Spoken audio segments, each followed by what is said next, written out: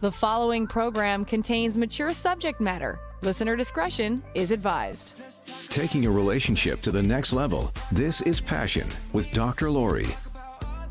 Welcome to Passion, a show about love, sex, and relationships. Tonight on the program, Dating Dilemmas. Once a month, we talk about all things dating and just dating. It's our last one of 2017. It's our 7th year or 8th year. I can't even remember anymore. How many years? 8 years. 8 going years. Into the 9th next So year we've, which is great. We focus just on dating. As of course, many of our listeners are single or will be single in the coming year.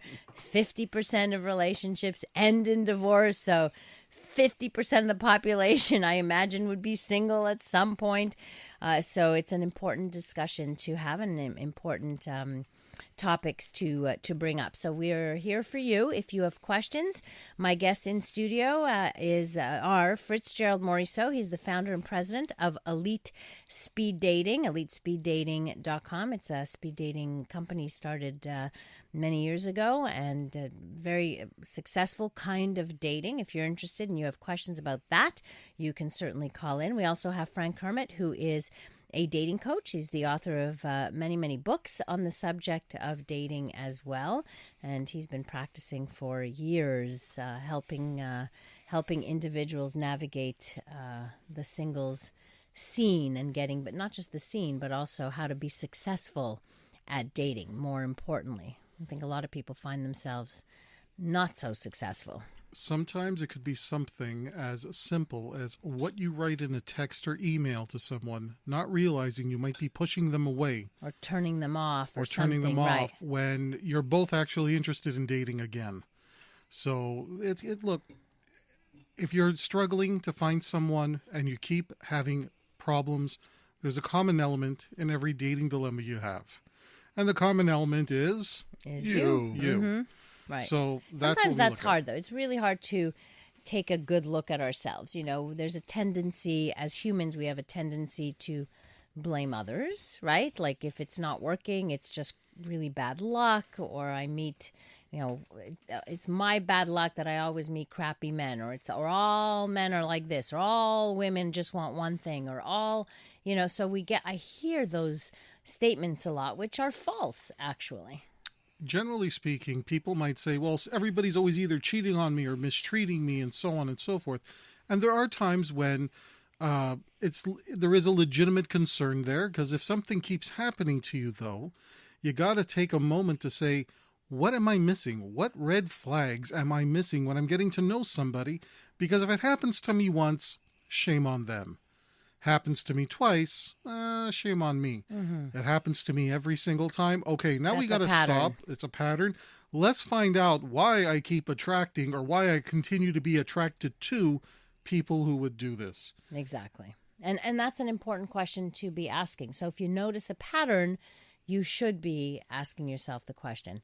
So if you want to call in and you want to talk about relationships or dating during the holiday season, difficulties, how you can cope if you are alone, what you do if you just started dating someone. I know people have questions about that. Do I invite them to my parents? What if I don't? Of course you do. Well, and you buy them a Ferrari. Right. Again, it's like, but these are questions people have, like, what does it mean if we've only been dating a month and we're not going to spend Christmas together because I'm going to be with my family? Is it wrong to invite them to my family? Will that send a certain message? Do we have to clarify before going? What, because another person may interpret this, oh, great, he invited me to his parents. It must mean he's serious. He's introducing me to his parents. But maybe this is a kind of person that introduces everybody to their parents. Mm-hmm. And right. So how do we know that? How do we distinguish that? So these are some of the questions I think that I'm hearing anyway that people seem to have. One of the challenges is that everybody has their unique rules for dating. And even the people who say, I have no rules, yes, you do. Your rules are the same thing as your expectations. And just to give you an example, if I'm the type of person that I invite whoever I'm seeing at that time, regardless of how soon, to every event that I go to, including family events, I may have the expectation that it doesn't mean anything more than, hey, I'm inviting you to a dinner that happens to fall on the holidays. Okay. And other people have different rules. Rules such as, I wouldn't invite someone to a holiday dinner unless I was serious and trying to present this person to my family as, this is someone I'm going to invest in and I wanted you to meet them. Exactly. Which I hear more of that, where people are not so quick to introduce the families. But some people have rules about that, about friends, introducing to your friendship circle or all of that. So what happens if then you want to clarify the person's rules? Because I don't like the idea of going in with any assumptions, because you go in with your own expectations and they may not match up with your partner's expectations. So how do you approach this if your partner says, hey, do you want to come to our family dinner? The best way is to start off with, look, if I'm accepting an invitation to come to your family dinner, this is what it would mean to me. Mm-hmm. What if they're shy about saying that because they don't want the other person to think, oh, I don't want him to or her to get scared off. I don't want them to think this or that. People don't really say what's on their mind for fear of being misinterpreted or, I don't know, that's what I hear. Well, the thing that I used to do when I was single is I would prelude that by an object. So before, to know the expectation.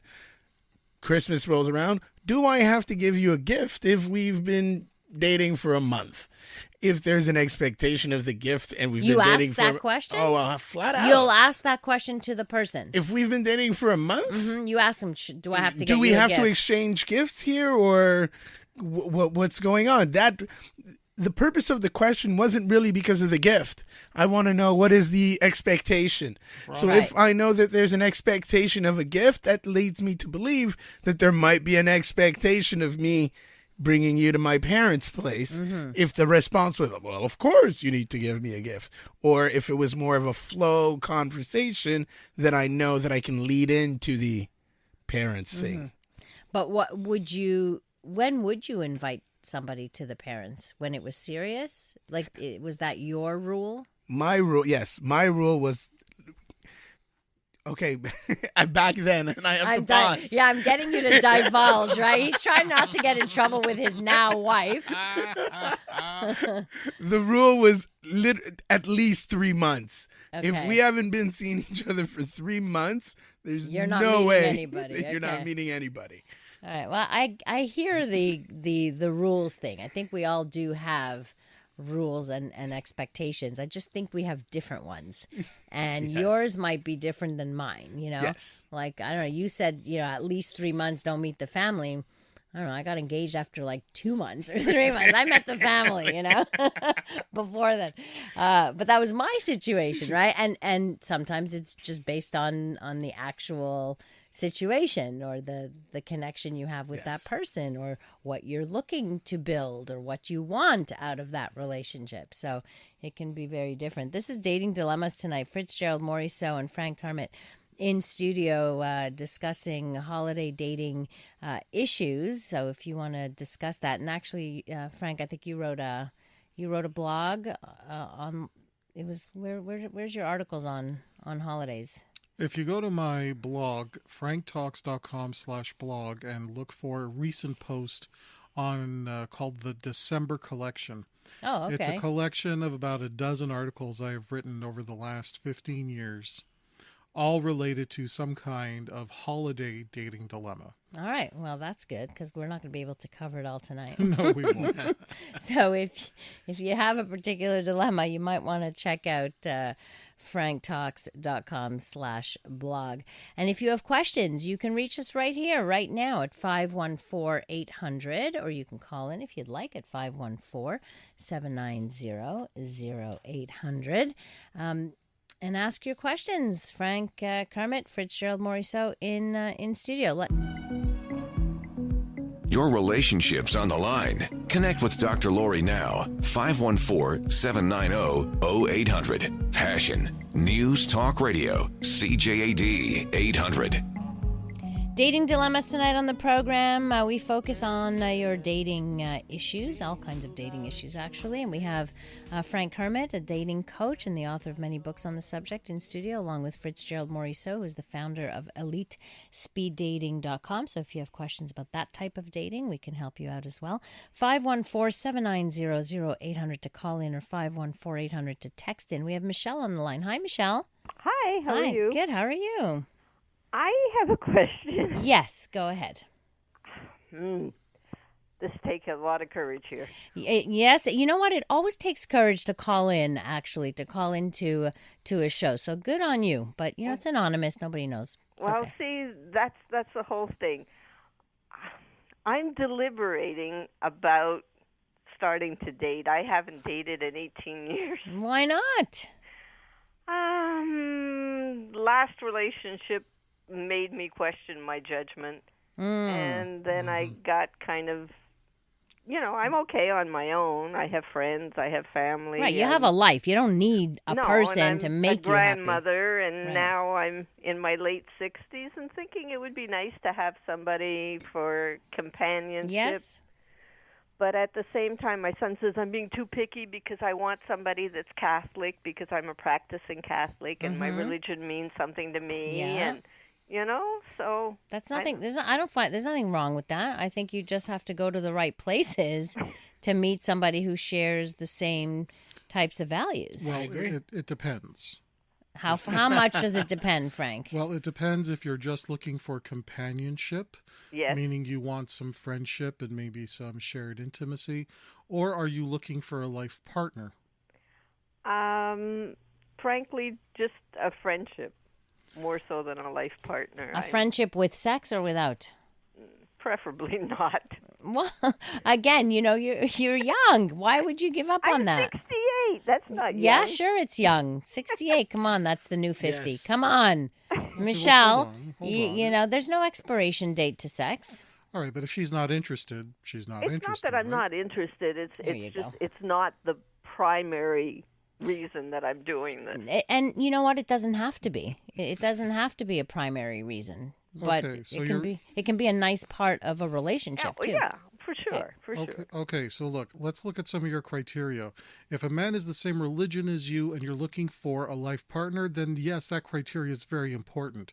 But if all you're looking for is friendship without any sexual component, him being in the same religion as you is not a criteria that necessarily fits into what you're looking for in a partner, because him having the same religious values as you is not going to really affect your friendship with him, as well as because you're not even looking for a sexual relationship. It sounds like you just don't want to be too alone. You don't really want to be in a romantic relationship. And if you're going to go out and date and you're not interested in sex, you might be misleading people, because dating involves some sort of romantic notion. If all you're looking for is friendship, be upfront about that. Well, wait, hold on. She didn't say she wasn't looking to date or have sex. She just said that's not the primary reason while she's doing it. But she did say that given the choice, she'd rather not have sex. So okay, hold on. Wait. Let's ask you, Michelle. Michelle is right here. Exactly. We're debating you here, but you're here. Can I put in? Okay. When you were saying that, if you're just looking for a friendship and the religious component is not that important, yes, it is, because my ex-husband used to make fun of my religion. No, that's not so good. That became an issue. So, yes, it could be if we don't start from the same point. I'm not saying I'm against. I mean, I had a healthy sex life. I enjoyed it. Whatever. Would enjoy it again. Life was good.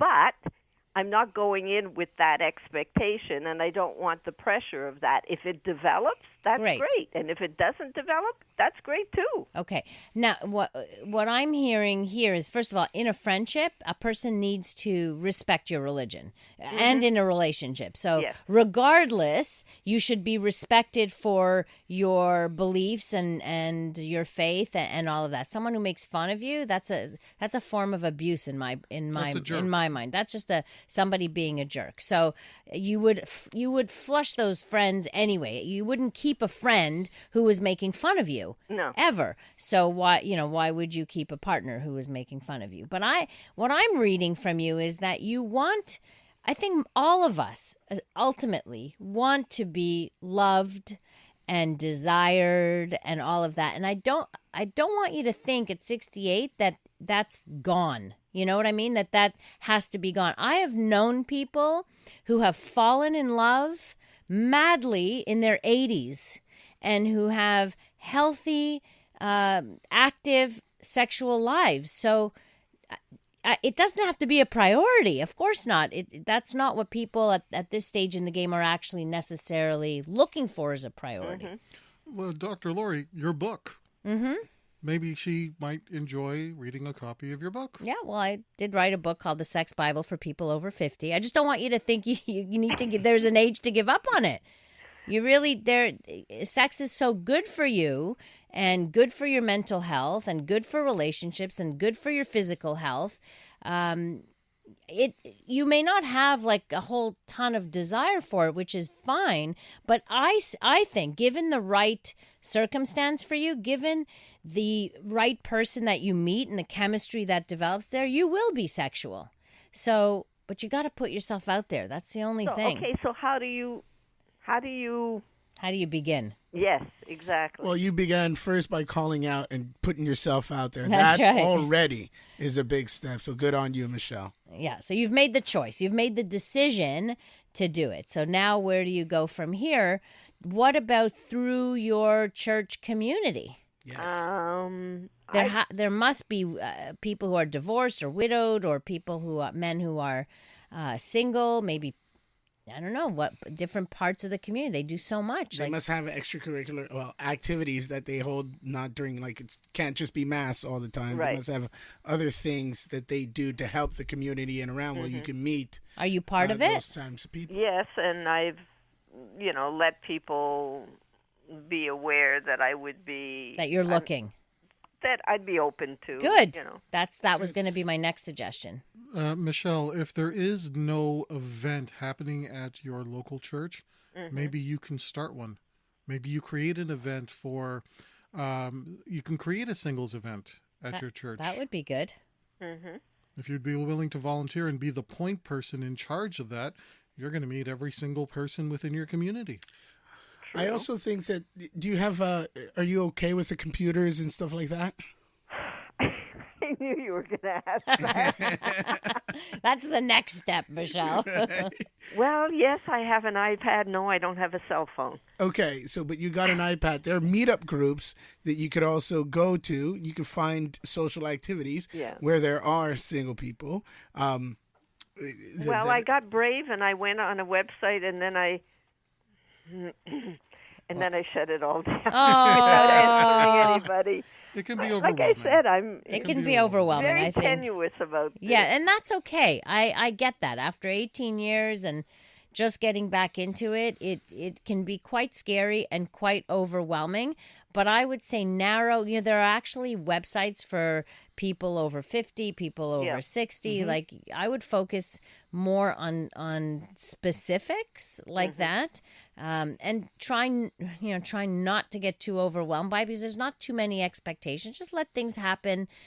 Connect with people. You have an iPad, so you could text, through iMessage, or you send emails back and forth. So you have a little bit of connection with people, and maybe use the old-fashioned telephone.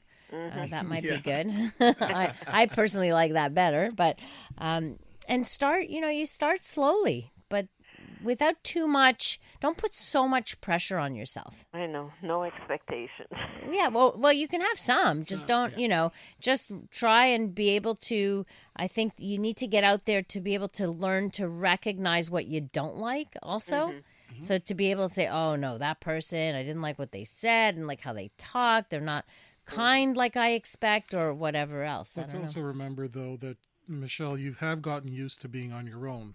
And when you get into that habit, we talked about this on the last Dating Dilemmas, when you've been single a long time, you get into behavior patterns where you really don't want to budge on your routine to make space for someone else in your life. And that's going to be one of the challenges, too. On a given Friday or Saturday night, you'd rather be home alone doing whatever it is that you were doing. Maybe, in your case, Michelle, maybe spending time with the grandkids. it's hard to break a routine that you're so entrenched in. Yeah, I was a single mom, so I'm very used to not depending on anybody for anything, Right. and just being very self-sufficient. And yes, you're right. Compromise is Yeah, you gotta. I think the bottom line is you have to make space for it in your life, Right. and you have to make space for it in your your heart mind. and your mind. Exactly. So you're on. To me, you're on the right track because you're minded that way. You've told people you're looking out for activities and events. That's what you need to be doing, and let it be known. Michelle is looking. All right. If you I'll want love, let you give know love how out. it goes. All right. Good luck. Thanks. All right. Take care. Yeah, you keep us posted. Whoops, sorry. You keep us posted on that, Michelle. I want to hear all about it. The following program contains mature subject matter. Listener discretion is advised. The latest trends and hottest topics, love and sex, handled honestly and with passion. Here's Dr. Laurie, CJAD 800. Tonight it's all about dating. It is our dating dilemmas. We've been doing dating dilemmas for we're going into our 9th year, and I've always found it as an important segment, an important topic to discuss because so many people have questions about their dating life, and so many people are single as well out there. So, or will become single, sadly, for some. So, important to discuss. We've got in studio Frank Kermit, who is a dating coach, and he's the author of a lot of books on the subject of dating and finding love, and fritz-gerald, who helps you find love through his speed dating events, elitespeeddating.com. So people just have to sign up basically, and then you create events and That's correct. hook people up. I want to say this, if I may. During the holiday season, even though you might be single or you want to be single or you're going to be single and you do want a relationship, being single is also very fun, and you should take advantage of being single. You can be happily single. Yes. And it's the perfect time to get to know you. So take that time, play it out, have fun, and find out who the best you is so that you can, when you do find that relationship, you're giving that best you. I think that a lot of people, many people may think that their happiness lies in someone else or lies in a relationship. And they soon find out that even though they have a relationship, yeah, it's exciting at the very beginning, but that's not where your happiness is going to be found. And so learning to be happy within, whether you're single or coupled or what have you, is an important step in the process of finding somebody. If you're not happy, it's very hard to be attractive. Like, I'm not talking about forget the physical part. You could be gorgeous and a misery. You're not going to be attractive to somebody, no matter how good looking you are. So at least somebody who, if you're looking for a relationship, you might be able to get a sexual relationship going, but the rest of it may not happen. So yes, taking the time to build on yourself and find that happiness within is an important step. I think the mistake that a number of singles will make is that rather than have some kind of love for themselves, they try to supplement that with getting other people to love them. And it doesn't work. In the short term, it's a wonderful feeling. It's euphoric. It's escapism. Oh, all these people like me, so therefore I'm likable. These people say they love me, therefore I am lovable. If you do not fully accept yourself, flaws and all, this is not about having to be perfect. Right. It's about accepting yourself and saying, yes, I'm not perfect. I accept myself. I like me. And once you reach that point where you can like and accept yourself, then the love that others have for you is something you can better accept and take in. You won't be able to take in the love of others if you have a disdain for yourself. Doesn't matter how many other people love you. If you don't like you, if you hate yourself, you're going to sabotage every great relationship that comes your way. And sometimes this is where coaching stops and therapy begins. Yes. If someone has a real deep hatred for themselves, because that's not something that we can fix with coaching. That's therapy. Yeah, when self-loathing and all of that is related to self-esteem and self-worth, and that can be that has roots, and therapy gets to the roots. Exactly. So that's what because no matter the level of coaching you get, if the roots are damaged, it's not going to work. No matter what you teach people, or whatever avenue you try to lead them down, if you don't fix those roots, they just keep coming back up, to bite you. So that's something that should be dealt with. And that's a really good, I'm glad you brought that up, because there really is a difference, when somebody needs coaching versus when somebody needs therapy. And coaching is all about the guidance. And when you do coaching with clients, you have to be able to assess somebody's need for more, and get to you have to be able to hit that wall to say, okay, this is as far as I can go with you.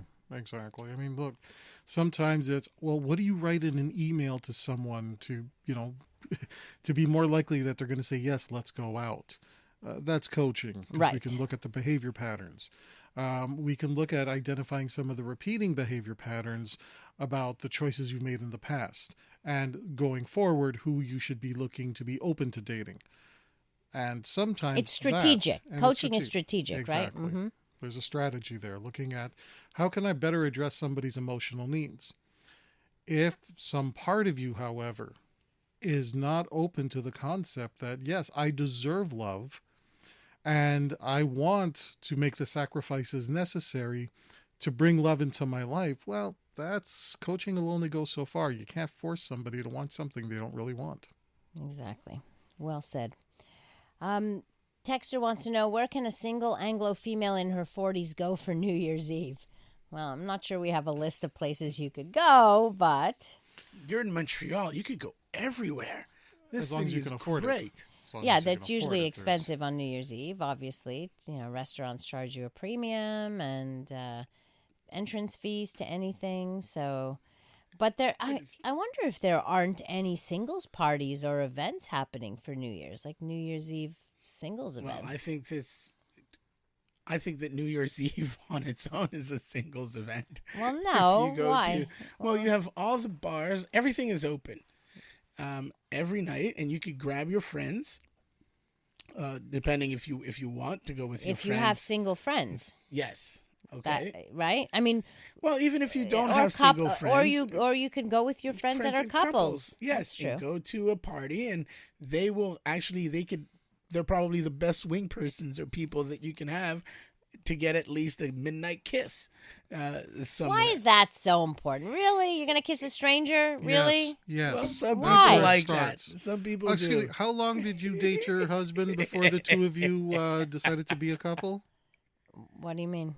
From the first date to the time you said, okay, this is it.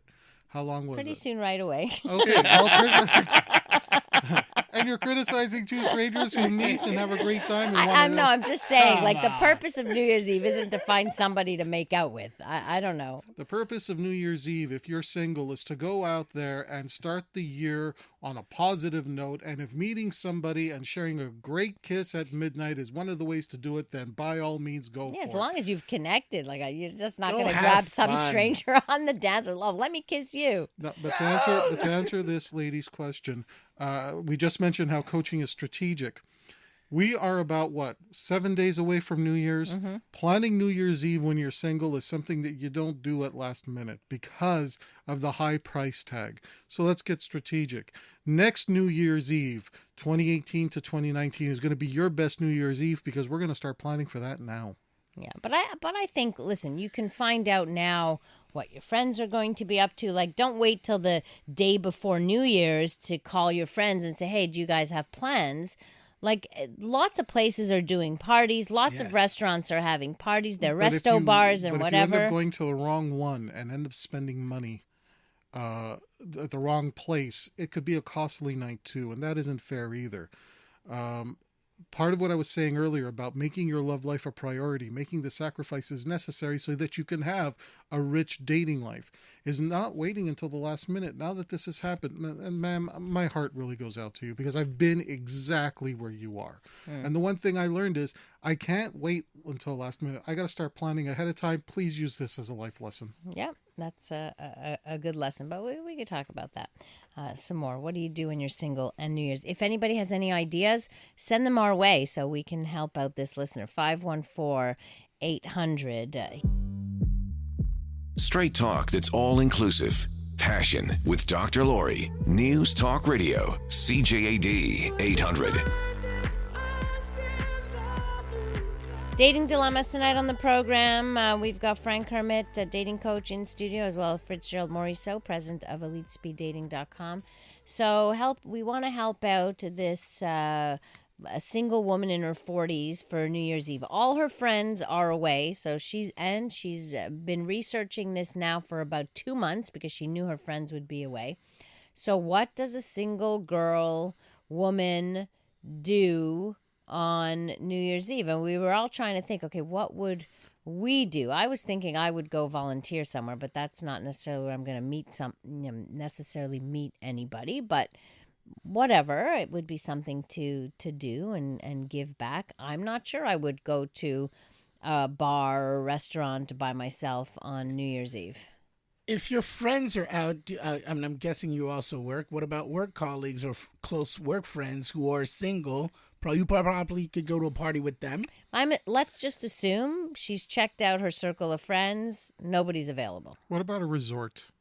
Maybe a skiing resort, a little country like resort. A weekend away somewhere by yourself? Weekend away, but if it's a resort that everybody else who goes there is going there to do something. Okay, now that's too last minute. Like, that's very last minute. To go to an all-inclusive or whatever, that's... New Year's is, what, well, 9 she could days go away? Skiing. 10 days away. Right? Like Tremblant or Saint-Sauveur or... There are a number of getaways. Look to see if there's any getaways, any last-minute Christmas specials, holiday specials, I should say, and see if there's anything happening where they're having a big party and a big celebration and maybe a weekend away or a weekend resort. And that way, at least you're in an environment where it's safe. It's not a bar. It's not a club. No, but it may be a whole bunch of couples. Nonetheless, it could be a bunch of couples, but when you call and say, listen, there's a lot of couples, there's a lot of singles, you can find out ahead of time before you go. But you know what, there's nothing wrong either with socializing with couples who actually may be able to fix you up in the end. Are you in a position to throw your own New Year's Eve party and start inviting people and see who shows up? Because there are a lot of people that are lonely for the holidays. If you live in an apartment building and you know that some of your neighbors are going to be alone for the holidays. Right. Host a New Year's Eve party yourself and be the point person to bring them to you. Okay, Fritz, you need to do a speed dating New Year's Eve thing. That wouldn't go well with the wife. Yeah, that's right, I guess. One texter wrote the Old Port, but what's going on at the Old Port? Is there anything happening New Year's Eve there? Like, I'm out of the loop, so I don't know. There's a lot of things going on in the Old Port, but the question is would you be comfortable going out on your own? That's the first question. If you are willing to go out on your own, what type of venue are you looking for? If you're looking to go celebrate with party and go people, you can either choose a club, you could choose a bar, you could choose a resto bar, you could choose a speakeasy. There's a different things. Right. So the first question is, are you comfortable going alone? So I think she's saying she'd like to go to a party in Montreal. So doesn't want to go to a resort, but she's looking for a party. So we got to find parties. There's got to be, exactly. So through the internet, you should be able to find parties that are going on, because there are. Frank was just telling us off air that was one year he was alone at a significant date. I don't know, if you're in your 40s, I'll give you a suggestion. If you're in your 40s, this is a great speakeasy. It's called the Cold Room. Mm-hmm. You could tell them that Fritz sent you. Okay, you will have a fantastic time. It is. It's very chic. Great drinks. And a single person would feel and a comfortable single there? person would fit in very nicely in there. Okay, like it is within your age range that yes, it's within your age range, and you would feel more than comfortable being there. Okay, so going to some place, because most places will have a New Year's Eve event. Happening, but you do have to. A lot of them take reservations, right? So that's important too, to reserve your spot ahead of time. So it does require a little bit of forethought to pick a place. So Montreal is full of venues, full of places that will have parties. So, and if you want to go, like, I could give you 3 right now. I gave you the Cold Room if you want a bar. You could go to People, also in the Old Port if you really want to party, and you could also go to this place called L'Orignal. That's also another place. So right there. I mean, there's hundreds. I want to end on a text here. Hi, Dr. Laurie. I wanted to thank you for talking about loving ourselves first and the difference between seeking love in someone else and dating. My issue is that I've trained myself to believe the only way to be happy in life is to have a partner and marriage and the whole package. I have a very hard time being happy with myself first, which also affects my dating life because I've been hurt. I carry that fear with me sometimes on dates, and I feel that was the cause of the failure of my dates. Maybe it's a fear of always being single. Thank you for your advice. You nailed every point on the head for me tonight. Love your show. Well, thank you. That's really sweet. I'm glad we were able to help. And you know what? And if you, obviously this is a bit of a pattern for you, and you may want to look into this. So therapy would be a good option, which would probably get you over this hump, over getting to understand yourself better, working on your self-esteem and all of that. So a couple more texts here. At the Old Port, there's a party and stage show at the Old Port. There are a few meetups on New Year's Eve. Just get on the website. So there you go. Go to meetup.com and look for the meetups in Montreal. That's a great site, actually, for people creating groups. And you're going to find a lot of people who are alone on New Year's Eve or single on New Year's Eve or whatever it is that are meeting up. They tell you where they're going, and you sign up and you go. So I think that's a really great option. Guys, happy holidays. The next time we see each other will be a whole new year, 2018. Enjoy it with your families. That's Fritz-Gerald Morisseau. He can be found at elitespeeddating.com. Frank Kermit can be found at franktalks.com. I can be found at drlaurie.com. One last thing here. Somebody, I don't want to miss any opportunities for advice here. Go to the New Year's party of Studio Tango. Even if you don't dance tango, lots of singles, music, drinks, and great dancers to watch. So this was the tip for our single lady. So there you go. I wish we'd had more time to go through that. But anyhow, there you have it. If you want to get in touch with me, Facebook, Twitter, and Instagram at Dr. Laurie Betito, or like I said, through my website, drlaurie.com. Coming up next on CJD, it is The Comedy Show with Joey Elias. So one more show for me. That's tomorrow evening before the holidays. But in the meantime, I want to wish you a great rest of the evening. And remember to live your life with passion. Frank Talks is sponsored in part by the Adult Male Virgin Seminars and Telephone Consultations. If you are an adult and want to get a handle on this once and for all, you need this seminar. Being an adult male virgin can be most stigmatizing in today's society. You feel like a failure in the eyes of the mass culture around you, alienated from your male friends who all talk about their sexual conquests, and you must hide this shameful secret lest they use it against you. And the very personal pain, anguish, and despair that cannot be described by words that haunts you every moment of your life. Enough is enough. It is time for male virgins to take charge of their sex lives. Frank gives you the rules of winning in this seminar. The Adult Male Virgin Seminars and Telephone Consultations. Make your first time the best time of her life. Only available at franktalks.com. Frank helps adult boys turn into men. Need help with love, sex, dating, or relationship issues? Help from Frank Kermit, the best-selling author and Canada's most international relationship coach, is only a click away at franktalks.com. Need help with love, sex, dating, and relationships? Visit franktalks.com.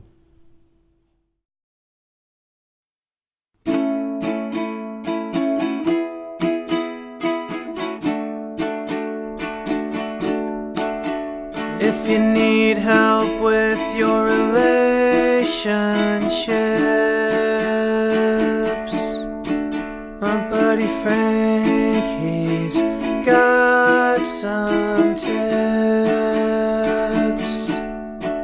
Just go to franktalks.com. His advice is better than your mom's. He knows what you're going through, 'cause Frank has been there too. So log on to franktalks.com, franktalks.com.